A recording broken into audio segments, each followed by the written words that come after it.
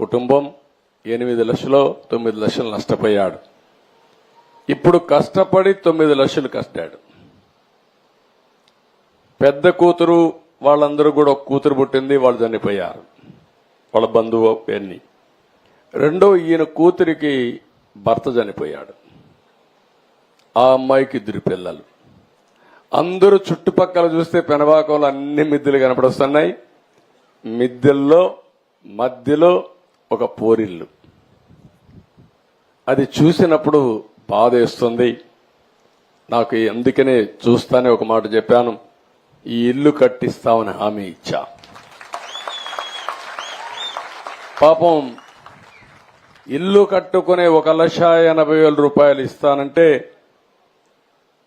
ఇల్లు కట్టుకునేది కూడా నాకు చేత కాదు, మీరే కట్టించండి అని అంటే నేను చెప్పాను 3 ఎకరాల 8 సెంట్లు ఏదో భూమి ఉంది, ఇమ్మీడియట్ గా ప్రారంభించి ఇల్లు కూడా కట్టిస్తానని స్పష్టమైన హామీ ఇచ్చా.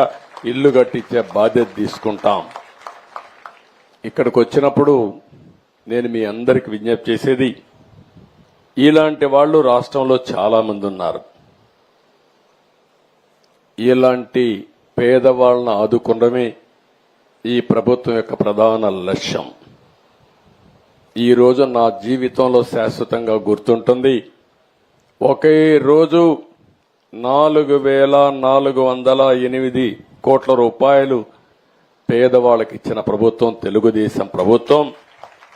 దీన్ని లెక్కేసుకుంటే సంవత్సరానికి 33,100 కోట్ల రూపాయలు పేదవాళ్లకు ఒక్క పింఛన్లోనే ఇస్తున్నాం. పింఛన కార్యక్రమంలో 33,100 కోట్ల రూపాయలు మీకు ఇవ్వబోతున్నాం.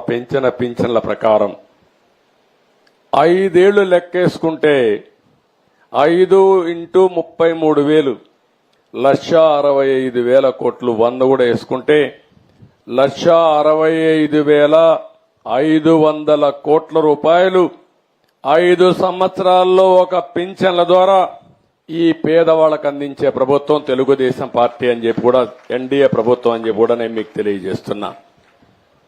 దీనికంటే ఆనందమైన రోజు నా జీవితంలో ఇంకొకటి ఉండదు. నేను చాలా సంవత్సరాలు రాజకీయాల్లో ఉన్నా. నేను ఒకటే ఆలోచిస్తున్నా, ఇలాంటి ఒక మంచి కార్యక్రమాన్ని అందజేయడం భగవంతుడు నాకు ఇచ్చిన అవకాశంగా నేను భావిస్తూ, అదే మాదిరిగా నేను ఒకటే హామీ ఇస్తున్నా, మేమందరం కష్టపడతాం, సంపద సృష్టిస్తాం, ఆదాయాన్ని పెంచుతాం. పెంచిన ఆదాయం మళ్లీ పేదవాడు